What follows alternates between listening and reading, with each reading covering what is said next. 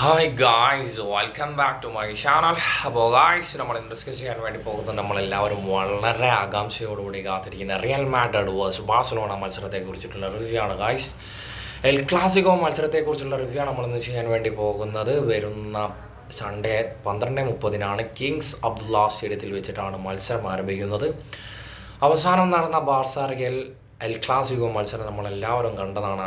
ആൻസി ഫ്ലിക്കിൻ്റെ ആ ഒരു ടാക്ടിക്സിന് മുന്നിൽ ഒന്നും ചെയ്യാൻ പറ്റാതെ നിൽക്കുന്ന ഒരു റിയൽ മാഡ്രിഡിൻ്റെ ഒരു അവസ്ഥ.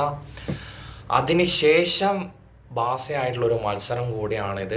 റിയൽ മാഡ്രിഡ് ആരാധകൻ എന്ന നിലയിലും കാർലോ ആഞ്ചലോട്ടി എന്ന കോച്ചിനും ഈ ഒരു മത്സരം വിജയിക്കുക എന്നുള്ളത് വളരെ ഇമ്പോർട്ടൻ്റ് ആയിട്ടുള്ളൊരു കാര്യമാണ്.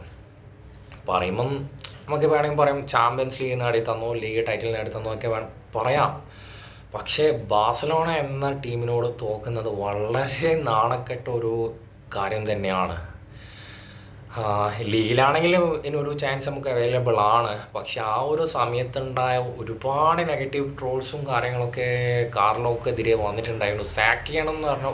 സാക്ക് ചെയ്യണം എന്ന ഒരുപാട് റൂമേഴ്സുകൾ ഉണ്ടായിട്ടുണ്ടായിരുന്നു ആ ഒരു മത്സരം തോറ്റതിന് ശേഷം. കാരണം ഒന്നും ചെയ്യാൻ വേണ്ടി സാധിക്കുന്നുണ്ടായിരുന്നില്ല. ജസ്റ്റ് തോൽവിയൊക്കെ സമ്മതിച്ചോളൂ, തോറ്റു എന്നുള്ള കാര്യം ഓക്കെ. പക്ഷേ ആ ഒരു മത്സരത്തിൽ ഒരു ഇമ്പാക്റ്റും റിയൽ മാഡ്രിഡിൻ്റെ ആ ഒരു സ്ക്വാഡ് വെച്ചിട്ട് യാതൊരുവിധ ഇമ്പാക്റ്റും കൊണ്ടുവരാൻ സാധിച്ചില്ല എന്ന് പറയുന്നത് ആഞ്ചലോട്ടി എന്ന കോച്ചിനെ സംബന്ധിച്ചിടത്തോളം വളരെ നാണം കെട്ട ഒരു കാര്യം തന്നെയാണ്. ഈ ഒരു മത്സരത്തിലേക്ക് വരുന്ന സമയത്ത് എനിക്ക് വീക്ക് പോയിൻ്റായിട്ട് എനിക്ക് പറയാനുള്ളത്, സെൻറ്റർ ബാക്ക് പൊസിഷൻ ചൗമിനി, അതുപോലെ റൈറ്റ് ബാക്ക് പൊസിഷൻ വാസ്കസ്, ഈ രണ്ട് പ്ലെയറിനെയും റീപ്ലേസ് ചെയ്തിട്ടില്ലെങ്കിൽ ബാഴ്സലോണ പോലെ ഒരു ടീമിൻ്റെ കൂടെ പിടിച്ചു നിൽക്കുക എന്നുള്ളത് വളരെ ഡിഫിക്കൽട്ടായിട്ടുള്ളൊരു കാര്യം തന്നെയാണ്.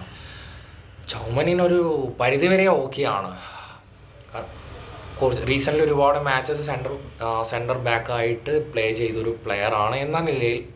എന്നാലും അത് റിസ്ക് തന്നെയാണ്. ഫൈനൽ പോലത്തെ ഒരു മത്സരമായതുകൊണ്ട് അതെന്തായാലും റിസ്ക് തന്നെയാണെന്നാണ് എനിക്ക് പറയാനുള്ളത്. അതുമാത്രമല്ല, പുള്ളി പ്രോപ്പർ പൊസിഷൻ എന്ന് പറയുന്നത് ഡിഫൻസ് മിഡ്ഫീൽഡർ റോളിലും സെൻട്രൽ മിഡ്ഫീൽഡർ റോളിലും പ്ലേ ചെയ്യുന്ന ഒരു പ്ലെയർ തന്നെയാണ്. ഒരിക്കലും സെൻറ്റർ ബാക്ക് പൊസിഷനിലുള്ള ഒരു ടാക്ലിങ്ങോ കാര്യങ്ങളോ എല്ലാ സമയത്തും സക്സസ് ആവാറില്ല ചൗമിനെ സംബന്ധിച്ചിടത്തോളം. ചില സമയത്ത് ഓക്കെയാണ്, പക്ഷെ എന്തിനാണ് ഇങ്ങനെ ഒരു ഫൈനൽ മാച്ചിൽ റിസ്ക് എടുക്കേണ്ട ആവശ്യം ഇല്ല എന്നാണ് എനിക്ക് പറയാനുള്ളത്. പിന്നെ വേറെ വാസ്കസിന് പകരം ആ ഒരു പൊസിഷനിലേക്ക് വേറെ ഓപ്ഷൻ അവൈലബിൾ അല്ല എന്ന് എനിക്കറിയാം. പക്ഷേ ആ ഒരു പൊസിഷനിൽ എന്തുകൊണ്ടും ഫെഡെ വാൽവേർഡേനെ പ്ലേസ് ചെയ്ത് കഴിഞ്ഞാൽ വാസ്കസിനേക്കാൾ ഫാർ ബെറ്റർ ആയിരിക്കും എന്നാണ് എനിക്ക് പറയാനുള്ളത്. റീസെൻ്റ്ലി ഒരുപാട് സിദാനുള്ള സമയത്തായാലും ആ ഒരു പൊസിഷനിൽ കളിച്ച ഒരു പ്ലെയറാണ് ഫെഡെ വാൽവേർഡെ.